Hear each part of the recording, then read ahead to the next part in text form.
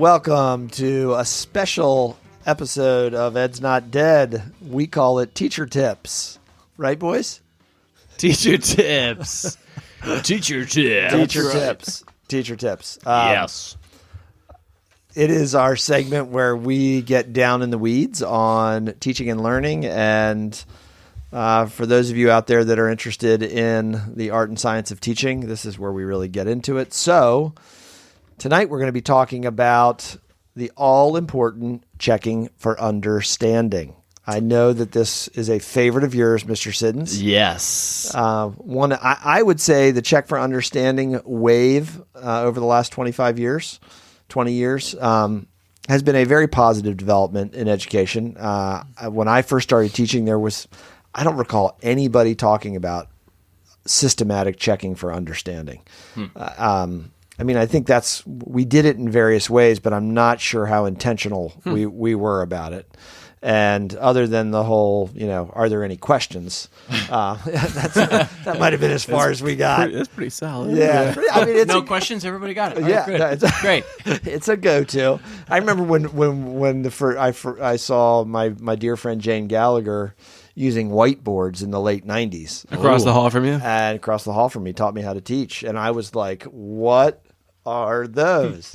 What are those? And what are you doing? And why do the kids have socks? Why are they wiping the dry erase? Okay. So anyway, so you get the point. Yes. Checking for understanding is a critical part of the instructional process. Ideas, thoughts about checking for understanding. I'm going to make an executive decision here. We're going to start with the teacher specialist in the group. I think one of the reasons why I vied for talking about this is because oftentimes we collectively will wait until the end of the lesson to figure out if kids learned what we wanted them to learn. And by then, it's oftentimes, for all intents and purposes, it's too late. They've already done what they need to do in the lesson, and you're waiting until it's too late to actually figure out if they understood it. So I wanted to focus on things that you can do as a teacher that don't really cost a lot of much in terms of time, equity, or just in general. What could you do to check for understanding during the lesson and figure out to the extent to which kids are understanding what you're talking about and what you're trying to help them learn that lesson? All right, so how are we going to do go. How are we going to do that? You set it up. What are you doing? Excellent setup. Other than just saying 53 does ways to everybody check for understand? understanding. Right. I think there are ways that you can do this if they're working in groups. And one of the things I wanted to write about in the future blog is doing so with a clipboard.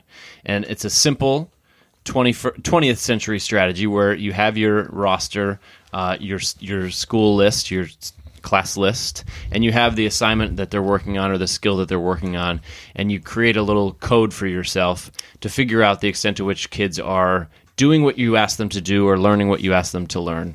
And that could be broken down by skill, and one of the examples I provided was claim writing, evidence, analysis of the claim. So as you're going around and kids are working, you can give them a score of 1 through 5 or a check or a minus or whatever works for you, to kind of figure out where they are so that you can pull small groups or determine what your next steps are going to be, because as a teacher, you have to be thinking on your feet and moving as the kids are moving. Because if you just go with the lesson as it's planned and 45% of the kids are not getting it or they're not doing what you expect them to do, you got to do something different. So that was one of the ways in which I felt like mid-lesson checks for understanding could be effective and not so time-consuming for teachers. Okay. So how do you really scaffold that up for high school teachers teaching AP courses or really higher level content? What does that look like? You're probably not going to remediate or intervene to a large degree, right, I guess you can in a high school AP course, AP class, right. What are your thoughts? Because you get into high school classrooms. How could you see that used with kids that are excelling? I think that, for me, I feel like the most effective way, at least initially, would be to do something as simple as if you have an exit card at the end of the lesson. I know that I said that it's not the most effective way if you're trying to move your lesson or change around your lesson midway. But if you have an exit card at the end of the lesson, you do a quick sort with a short statement, whatever that you're asking kids to write, not saying like a 5-paragraph essay, but do a quick sort. Who got it? Who didn't get it? or put it into 3 categories: who got it, who's on the way, and who did not meet mastery. And then you form your groups for the next lesson that you could tailor your instruction to those particular 3 groups of kids. And I'm not saying like doing something extremely different, but the kids who did not meet mastery, they're meeting with you, the teacher, to clarify concepts, to make things clear, and to figure out where the sticking points were for those particular students. I'm not talking about a 15 to 20 minute thing. Maybe it's 5 to 8 minutes or something. But does that kind of checking always have to drive differentiation? I think it should, because you should be using data to drive your instruction, to figure out the extent to which kids know things already or have mastered it already, to provide extensions if necessary. If we're not using data to drive instruction, you're just teaching kids with what you think they know or don't know. And if that's the case, I mean, it calls into question a lot of things, all the way up to curriculum, to standards, and to the coursework that we're asking kids to do. Mm-hmm. Okay. Mr. Krabs? I'm going to go a little more new school, and use a couple technological ways to check for understanding. Yeah, that I've seen teachers use that are pretty highly engaging for kids. So one is a nice little game called Kahoot. Ooh. Perhaps you've seen it around. Yes, I have. Yeah. So yeah, it's an interactive online quiz that you can give kids, and you can track results. Kids get highly competitive, always want to be in the lead, blah, blah, blah. It's got some really killer background music that the kids like to listen to. But with that being said, it also gives you kind of immediate real-time data that you can get everybody's answers and look at them within the span of 5 minutes. Another one, and I'll kind of put a plug in here. Maybe I'm doing a product placement. Ooh. I'm not entirely sure, but it's called Nearpod. And it's something where it's sort of like interactive flip charts to some extent that you can use with kids where they're going along with you as you're doing them. But one of the funny ways that I've seen teachers check for understanding is like, okay, we just did this, this, and this. Now draw your understanding of it. Mm-hmm. And for the most part, kids have like laptops with a finger and like a touchpad. So the drawings are like really crappy and not good. And that's not the point, that they're supposed to be these like highly stylized. But they immediately show some idea that they can do with like a stick person or a couple numbers or some sort of emoji or small picture that lets you as the teacher immediately, you kind of look at all of them as a board, and you can say, okay, I can see what you were thinking. Then maybe you call in a kid, you're like, oh, explain to us what you were thinking here. And the kids really get a kick out of seeing what the other ones have drawn. A lot of times because they're such like ridiculous and bad drawings, but they can be highly effective at conveying an idea. So nice. Yeah. And I guess the last thing that I'll say, there's no shortage here. Just going. I got one too. I'm just going. Okay. So, I mean, I didn't go, but that's okay. You already made an executive decision to pass the buck. You told us. All right. So going back to Robbie saying, any questions? But going back to questioning with a purpose. So I've seen some of the most highly effective teaching that I've seen, specifically in a math classroom, has to do when you really just sit with a kid and you're just like, why did you do that? Explain what you did here. Why did you put that there? What did you mean by this? Why did you do that? And just asking. And what that really allows the teacher to do is unpack that specific student's thinking. Mm-hmm. So in math, let's just say a student gets the wrong answer. So you assume you know why they did it, even if you can see their work. But you can't necessarily get inside, well, why did you put those erroneous numbers there? What was your understanding of what the question was asking or the process that it was asking you to do? So that requires a lot more small group, intensive, one-on-one, potentially at times, asking of questions to really like get inside a student's head and thinking. But it's, if you really want to know where a student went wrong, it's a fabulous method to do so. Yeah. Do you think there's any real role for peer-to-peer checking for understanding? I do. I think it has to be. You have to have a lot of steps in place or structures in place. Mm-hmm.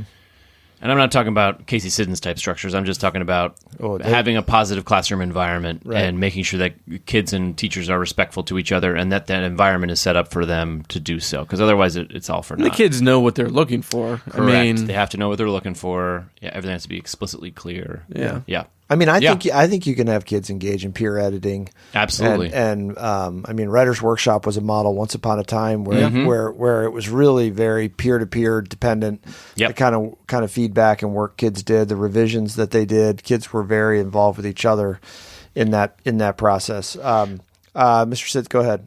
I would like to say a lot of my work is with brand new teachers, and I know that I struggled well into a couple of years into my career where, in terms of lesson pacing and getting lessons done on time and not letting lessons bleed into one another. And obviously you want to mitigate that as much as possible, but when you don't and you don't have an exit card or something to measure that day's learning, the lesson's completely lost.